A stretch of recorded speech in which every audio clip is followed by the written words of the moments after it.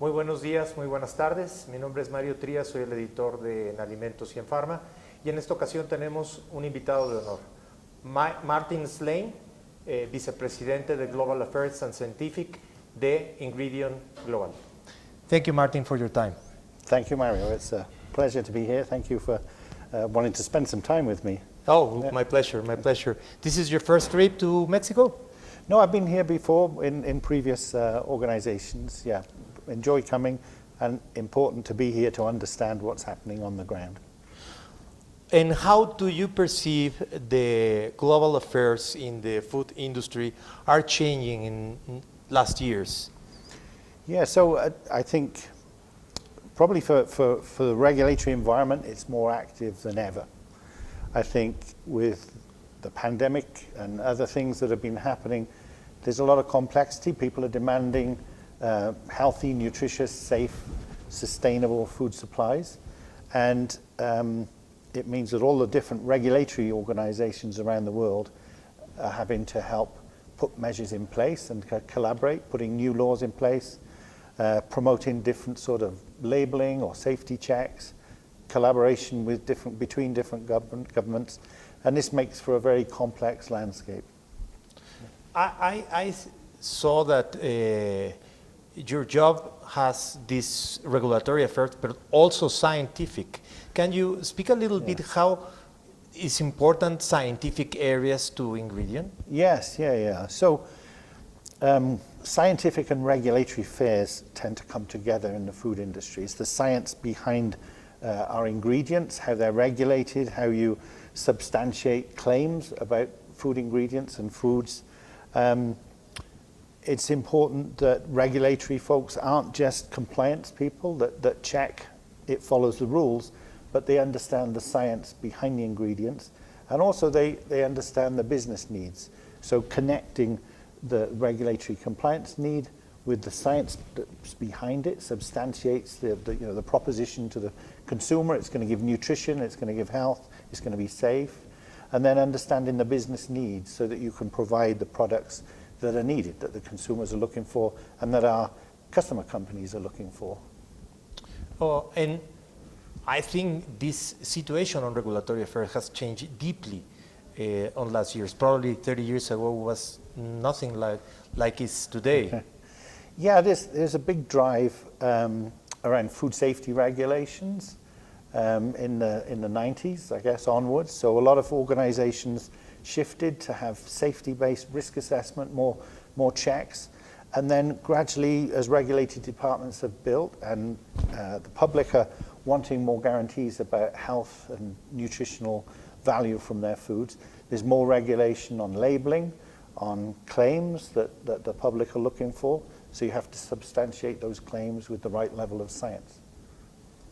And in the manufacturing area, how this technology and scientists is coming to change the rules? Yeah, so at the moment we're in an era where all of the demands for a safe, healthy, nutritious food supply, sustainable food supply, means that food science and technology can help provide what we need really to feed the world and what consumers are asking for. One of the challenges is that sometimes the technology has question marks, and some of the public aren't certain whether they like certain technologies.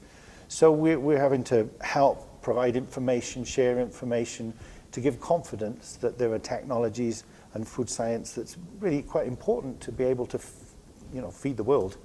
Ingredion is in a great place because we have plant-based products for sugar reduction, for alternative proteins, plant-based proteins, giving taste and texture, and putting these ingredients together in a package that helps our customer companies deliver the sort of products that the public are looking for. And do you perceive the good manufacturer practices, it's a helping hand on all this game? Certainly, to ensure that you're following the right standards to provide safe food that's of the quality that's expected by consumers is key. We want consumers to trust the food industry, and so only by following these practices then you gain the trust. Most of the consumer goods companies is also having departments in regulatory affairs. Do you have some communications between these areas? Yeah, and this is very important. And you know, I've been working in those finished product companies before I moved to Ingredion. I've been at Ingredion for 2 years. Before that, I was in the other companies that produce the finished products. And there's key regulatory departments in all of these organizations. We're checking the regulations, the compliance of our ingredients, working with our customers to make sure that we're understanding what their regulatory challenge is when there's labeling of the finished product or claims that they wish to make, or there's nutrition targets if they want to remove the sodium, lower the sodium, or lower the sugar, or change the fat profile to have healthier fats.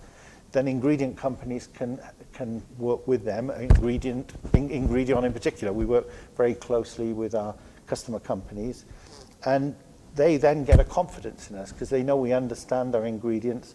We can put packages of ingredients together to meet their needs. And I believe it's a complex task because all markets has different regulations. So the companies that have exportations have a complex game to see which part of the regulation have to accomplish. Yeah, that's the complexity for scientific and regulatory organizations, because every market where you want to sell your product, you have to be compliant. And every country around the world has their own authority or department and way of setting standards. So we have to make sure that we're compliant in all of those countries. I would say that Codex Alimentarius, which is a global organization under the Food and Agriculture Organization and the World Health Organization, and they help to set common global standards that a lot of countries follow. So that helps its simplicity then, because you have single standards to follow. So I'm a real proponent of companies following Codex and contributing data to Codex so that standards that come out are achievable in all of the markets. Do you share information with Codex? Yes, I've been quite involved from an industry perspective, sharing data in to help them understand achievability on chemical contaminants, for example. Then on labeling, contributing some practical information about how labels can actually work in practice. And then additives for authorizations of additives, like sweeteners, for example. So if you get the independent risk assessment done by the joint expert committees under Codex, then you get approval at it's a risk assessment that's been confirmed as safe at a global level, and then countries can follow that risk assessment if they wish, and it gives them confidence. As Ingredion, you have 3 pillars. You have technology, you have people, and you have nature. How this regulatory affairs department related with these 3 pillars? Yeah, well, we collaborate. The culture really within Ingredion, like I said, I've been there for 2 years. The culture is very much succeeding together. You're working, collaborating with other functions. So it's not siloed working, it's cooperating. And it gives a sort of authenticity to the way the company works. People feel confident that everybody's working in their best interest. You progress together. We work with customer companies together as well, partnering with regulatory and with business leads with our customers. And it just gives a nice environment. It builds trust, and we feel we give a package to our customers. They get a lot of expertise as well as the products that we're giving them. So we're really helping move things along. Yeah. Certainly, and of course, research and development and science has a deep mark on these areas, and share the knowledge, I believe. Yeah. So I'm part of the innovation department. So I contribute as part of the innovation executive leadership team. So we work very closely with colleagues for R&D, for the applications where we're going to put our ingredients, how we then showcase our products. So for example, the culinology teams that have put together products for the expo here in Mexico City this week, with some fabulous products that bring bring it to life. Customers can see how our ingredients can be used, see how they look, how they taste, how they feel, and it gives a lot of confidence. But from a regulatory point of view, we then have to make sure that those products would be compliant in the markets where they're to be sold. So a given ingredient needs to often registered in different types of foods, and then in the different countries you want to sell it in. So there's a lot of complex work involved. We're like the engine room to some extent for getting the products out there. And it's interesting how things changes, because now this addition of kitchen experts with all the science first and then the regulatory and then the sales team working together as team. Yeah, it's a real team feel. Everybody talks with everybody. We understand. A key thing is focusing on the priorities for the next, the opportunities where the market is looking for work. So you don't want that team working on this team working on that, and then they only talk when they've come up with an idea. You've got to talk early on, and that's key for regulatory, is to engage early so we can anticipate the regulatory challenges. Any kind of problem. Yes, yeah, and then they'll know, oh, it'll take 2 years to get this authorized, or actually this is authorized already in these markets and you could also sell it in there where it would be compliant too. So as far as new product is coming on the pumping line, regulatory affairs is coming also there. Well, yeah, alongside, yeah, working within innovation closely with all of the teams, yeah. So we're a partner. That's the key. I've seen some companies may operate more. It's a support function, regulatory and quality. I think this often can be seen as support functions, but the key is to be a partner, business partner, so that everybody is working together at the right stage, not just putting out a question when they think they need an answer, yes, but engaging early and working together. Yeah. Do you perceive this opportunity of working team as food industry in globally? The industry, the people who make ingredients, the places where the products are sold, all together working for a better better situation for the consumers? Yes, I think so. We've got the UN Sustainable Development Goals, where there's a lot of challenges for sustainable food production. We've got safety questions, we have pressures on the supply chain, and the only way to make it all work is to work together, whether you're an ingredient company or a farmer or selling the final product or a retailer or government regulating. I mean, the key is to share data and have transparency. And if you're going to form a policy, whether you're within a company or a government or whatnot, just to try and think what it means in the bigger picture, how you can work together, not to try and push something through just in one sector's interest, but something that's going to work together to provide benefit for the consumer and for the public. Yeah. Finally, we are all consumers. Yeah. How do you perceive the evolution of the regulatory affairs in the food industry? The evolution, well, I think we're at a stage where there's a big need for our services, for scientific regulatory. I think there's a lot more recognition with the demands for health and nutrition, and it's essential to try and streamline things. I think that would be what I would drive for. Codex Alimentarius being there in the center. The more we can use Codex rather than every single country having their own separate legislation. So the more countries that contribute to Codex and follow Codex, the better. It makes it simpler. You don't have to repeat all of the information. As a company, if we want to get a new ingredient approved around the world, then we have to submit data on the safety to many different organizations.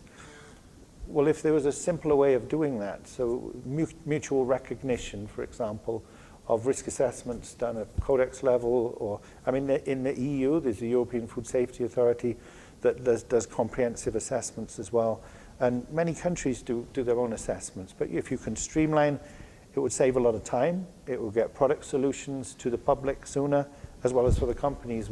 Speed to market is important for everybody. And for the cost, because finally, more cost, more goes into the cost of a product. Yes, yes, exactly. I mean, it would be cheaper for the consumers if it doesn't cost as much to develop and get things to market. And finally, all sustained by science. Well, if you've got solid science behind, I guess there's one thing I guess I'd like to pick up on is on processing. You know, we're seeing some questions about processed food. And I think the key here with this is to look at the science, because basically what you want to deliver is food that's healthy and nutritious and improve the nutrition that a lot of populations maybe they need more of. And that should be the focus. You know, what are you putting in the food? What's it delivering for health and nutrition? And not get sidetracked by how it's made and the processing. Because there's a lot of science and technology that can really provide the nutrition and provide sustainable and cheaper foods. And we don't want to deny the public that. You know, it should be taken advantage of. So, you know, the framing around ultra-processed foods, I find, and I know a lot of people find it's a bit of a distraction from the real issue, which is focus on the ingredients, the health, and the nutrition that it's going to provide. And we are 8,500 million people in this planet, so we have to be very accurate and very productive to sustain all that. Yes, yes. Yes, so, you know, the more we work together to solve that problem, the better. Yeah. And to share the knowledge. Yes. Because evolution in human history has been better when we share the knowledge. Yes, share knowledge, make sure the science is good, and you know, sometimes there are agendas that drive things that aren't necessarily based on good science. Well, you don't have to criticize, but you can help provide and help encourage and help educate so that people understand what the good science demonstrates and where something might not be a concern, or where something is a concern. So have solid data. Good science. Yes, solid data. Yeah. So how do you perceive the Mexican and the Latin American markets as your point of regulatory affairs look? Well, it's good. There's a lot of activity in Mexico, Latin America. I suppose over recent years, product labeling on package has been a big initiative, and you know, questions about levels of sodium or calories and sugar and fats, and there's been a lot of activity that's been driven really in Latin America and Mexico, taking on some of the warning labels.